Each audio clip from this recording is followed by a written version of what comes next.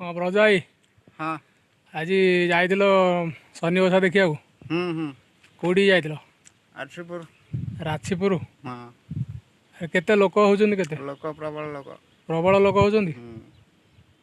ପ୍ରସିଦ୍ଧ ଆମର ସେ ସେଠି। କେତେବେଳେ ଯାଇଥିଲ ଏଠୁ ଘରୁ? ରାତି 3। ରାତି 3ଟାରୁ ଉଠି ଯାଇଥିଲ? ହୁଁ ବସରେ ଯାଇଥିଲ ନା ବାଇକରେ? ବାଇକରେ। ବାଇକରେ ଯାଇଥିଲ। ହୁଁ ଯାହା ହଉ ତମର ଭାଗ୍ୟବାନ ଲୋକ, ତମେ ଯାଇଥିଲ। ଆମେ ତ କୁଆଡ଼େ ଯାଇପାରିଲୁନୁ ଆଉ। କ'ଣ କରିବା ଆମର ଏଇ ବର୍ଷକୁ ଗାଁରେ ଥରେ। ଆମର ଗାଁରେ ଦେଖିଥିଲୁ ଟିକେ ଠାକୁର। ହଁ ଆମେ ଯାଇଥିଲୁ ଆଉ ଠାକୁରଙ୍କୁ ଟିକେ ଦର୍ଶନ କଲୁ।